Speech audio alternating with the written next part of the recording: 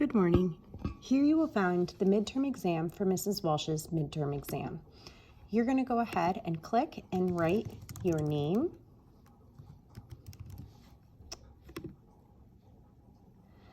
the first section is called the phone call. Paul looked out the window and sighed. The driveway was still empty and it was getting dark, and he checked the clock and sighed again, deeper this time. His dad had said that he would pick him up by 5:30, but it was almost 7 and Paul hadn't heard a word from him. He walked up to the stairs to his room and put away his baseball glove. Paul figured that even if his dad did miraculously show, it wouldn't be much fun playing catch in the dark. Paul sat down on the couch and tried to do some of his reading homework, but he couldn't get his dad off his mind. The phone rang about 8 o'clock and Paul let it go to the machine. It was his dad. "Hey, Paul, I'm so sorry I couldn't make it tonight. I had to finish up a big project at work. Maybe we can catch a baseball game this weekend. Oh, wait, this weekend's no good. How about next weekend? That should work. You and I are going to the stadium for sure, Polly. I hope all is well." Paul listened to the machine in disgust. He knew that his dad had a job and a life, but he couldn't understand why he was always flaking out on him. Paul thought to himself, couldn't somebody else just get one of the bad news speeches once in a while? Why does it always have to be me? Paul crashed on the couch with his book open to the first page and fell asleep. The next day at school, Paul didn't turn in his math or science homework, and he failed a pop quiz in reading class. Paul's homeroom teacher, Mr. Matthews, noticed Paul's uncharacteristically poor performance and asked him to stay after class. Paul sort of murmured a response that sounded like, "Ogre." When the bell rang, the other children filed out of class, and Paul huffed and waited with his head on his desk. Mr. Matthews pulled up a chair next to him. "What's up, Paul? You're not doing your homework, you're not studying for tests, and this isn't like you. Something must be bothering you. What is it?" Paul didn't want to tell him. He knew that if he started talking, a flood of emotions would pour out of him. He just wanted to be alone with his pain, so he sat there quietly, not even looking at Mr. Matthews. "Well, Paul, if you don't want to talk, I will. I know that there's something bothering you, and you've got to get it out. You don't need to tell me, but you need to tell someone, or this thing is going to eat you up, Paul. You've got to feel your best and do your best. So the sooner that you get this thing off the chest, the sooner that you can heal." As Paul walked home from school, he reflected on the things that Mr. Matthews had told him. He knew he hadn't been himself recently. Maybe he stopped doing his work because he was looking for attention from his father. He hadn't really thought about it too much up until now, but as he walked home that night, he realized that he wasn't just going to let his dad spoil his plans. He was letting him spoil his life. Paul figured that Mr. Matthews was right, and he couldn't do his best until he felt his best. He decided to take his advice and talk to somebody about it. That night, when Paul got home from school, he called his dad. The call went to voicemail after ringing 7 or 8 times, and Paul heard his dad's answering machine message more times than he cared to remember. But this time, things were different. When it ended, he would say what he really felt. And when the phone beeped, Paul began talking. "Dad, it's Paul. I can't go to the stadium with you next weekend. I've got lots of homework to catch up on. Also, I don't really want to spend another day looking out the window and waiting. When you break plans with me, Dad, it hurts me, and I'm getting sick of getting hurt. It's not too late to rebuild our relationship, but we're going to have to start small. Maybe you can help me with my homework sometime or something. Dad, I love you, but that's how I feel." As Paul ended the call, he felt as though a tremendous burden had been lifted off his shoulders. He did not know whether his dad would change. He didn't even think he would, but it didn't matter. Paul had changed. He had expressed his feelings to the right person rather than just bottling them up inside himself, and he had a clear head as he worked through his assignments that night. First question, what is the genre of this story? Nonfiction, science fiction, poetry, and realistic fiction. What event is part of the exposition of the story? Paul speaks with his teacher. Paul calls his dad to tell him the truth. Paul waits for his dad to pick him up, or Paul's dad calls to tell him that he can't make it. Which of the following best describes the inciting incident? Paul's dad calls to say that he's not going to make it. Paul waits for his dad to play catch. Paul's teacher talks with him, or Paul calls his dad to tell him the truth. Which event is part of the rising action? Paul performs poorly in school. Paul talks to his teacher. Paul tells his father how he feels, or Paul is waiting for his dad to pick him up. What event is the climax of the story? Paul waits for his dad to pick him up. Paul does his homework with a clear head. Mr. Matthews talks to Paul, or Paul tells his dad the truth about how he feels. What event happens in the falling action? Mr. Matthews speaks to Matthew. Paul waits for his dad to pick him up. Paul tells his dad how he feels, or Paul is able to do his homework with a clear head. How is the story resolved? Paul waits for his dad to pick him up. Paul starts doing poorly in school. Paul tells his dad how he feels. Paul is able to do his homework with a clear mind. What type of conflict does Paul face? Person versus person, person versus nature, person versus society, or person versus self? Who is the antagonist of the story? Paul, Mr. Matthews, Paul's dad, or Paul's mom? Who is the protagonist of the story? Paul, Mr. Matthews, Paul's dad, Paul's mom. What is the theme of the story? Never give up, be honest even when it's hard, money can't buy happiness, or family comes first.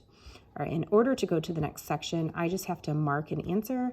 So please understand that these answers are not correct.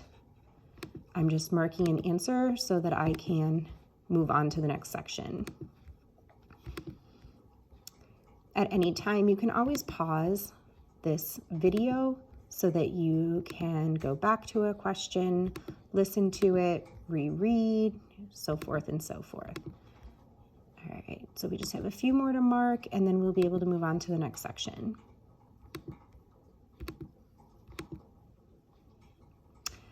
This next session is called Time Warrior. Mom, I'm going outside, Alex shouted from the stairs, and even though he put it like that it was a statement, he was really asking for her permission. His mother replied, okay, Alex, but you have to bring Mikey. Alex didn't want to bring his little brother Mikey, who sucked on his fingers and got Alex's toys covered with drool, but he did want to go outside. He sighed and pleaded, but Mom, I'm going to the woods with AJ. His mother replied in a practiced manner, AJ or not, you will bring Mikey with you or you will not go. Alex huffed and then got out of Mikey's coat. As the brothers walked down the empty street on the cool autumn day, the younger brother extended his hand to the older and said, hold my hand, Alex. Alex sneered at Mikey and said, your hand is covered with spit and holding hands is for babies. Mikey wiped his hand on his pants and shot back, is not. Mom and Dad hold hands and they aren't babies. Alex considered his brother's words for a moment, then decided to step up the debate. Look, don't do this baby stuff when we get to Alex's. Just keep your mouth shut and mind your business, and I won't clobber you. When they got to AJ's house, the three boys dispensed with the introductions and ran immediately to the woods.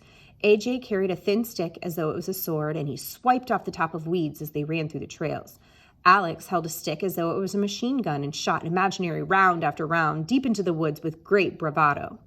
Mikey held his hands in his mouth as though it was a pacifier, and he struggled to keep up with the older boys. Taking his hand from his mouth, Mikey shouted, wait up, Alex! But Alex did not wait. Alex and AJ were fighting a battle to save the universe, which required them to pass over creeks and logs and jump deep trenches and climb over thick bush. Alex was having so much fun playing Time Warriors with AJ that he had forgotten about Mikey. The two boys played until AJ defeated Alex in a dramatic duel on a log. And after suffering this crushing defeat, Alex called for his brother, who he thought would be beat in a duel. But there was no response to the call. Alex scanned around the forest for Mikey. Mikey, he shouted again. Alex's heart dropped as he realized that Mikey was gone. Panic swept over Alex's face. He shared the problem with AJ, who confirmed his worst fears by saying, uh-oh, my dad says there are wolves in this woods. And the two boys began a frantic search through the forest, backtracking and shouting for Mikey while imagining a roving pack of gray wolves waiting for them around every turn. Alex thought back to all the good times and that he had shared with his brother, and he realized that he loved him and wanted nothing more than for Mikey to come back. The boys looked at the thick bush, the deep trenches, the creeks and the logs, but there was no sign of Mikey. So Alex and AJ decided it was time to tell an adult. As the boys approached the back door of AJ's house, they heard a scuttle coming from behind the shed. And much to their surprise, Mikey came rolling out and poked Alex in the belly with a stick. In the joy of the moment, Alex did not mind that he had lost another duel or that he had been poked by a spit-covered stick. He was just happy to see his brother again. Alex laughed as he picked up Mikey and gave him a great big hug. Alex would go back to beating his little brother Mikey and calling him Slobberpaw the next day. But for the rest of this day, Alex treated Mikey like a king. I'm going to read the questions to you now, but I am going to mark just the first answer. This is not necessarily the correct one. I just need to mark something in order to move on. Which of the following is best described as part of the exposition of the story?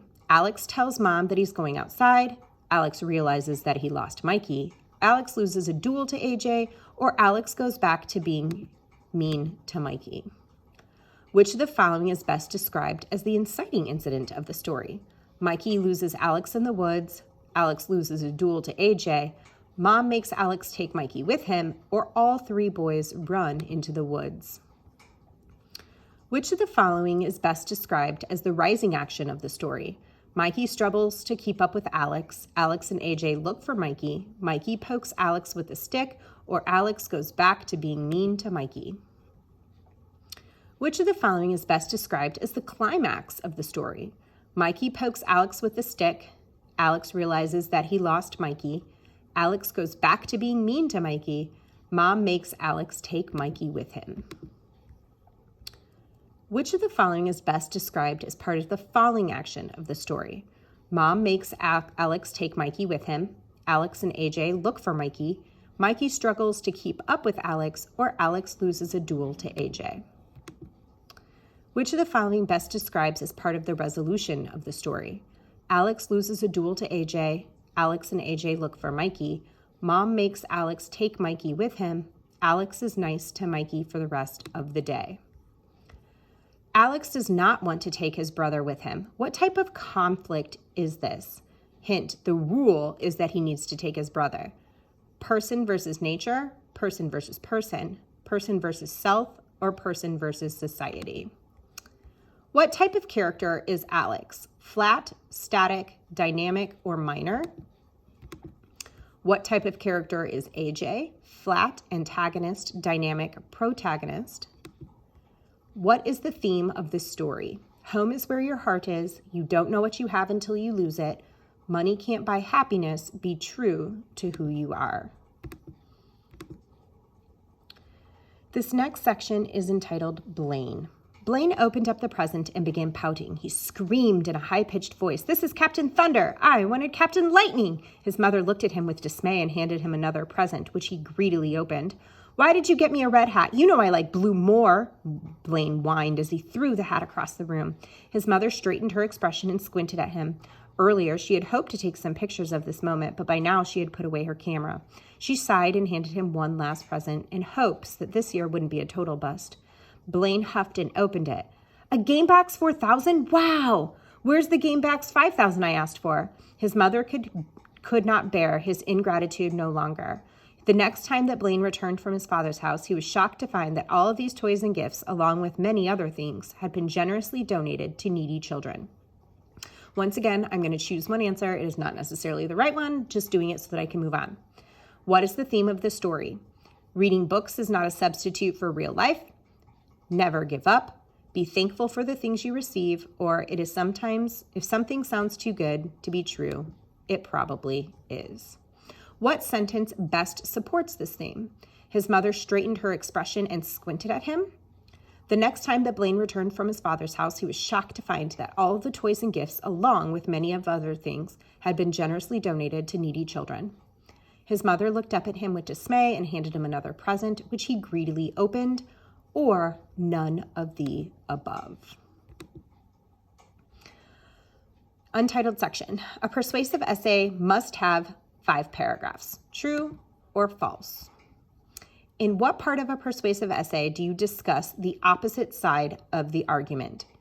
Introduction, conclusion, counterclaim. And this ends the end of your assessment.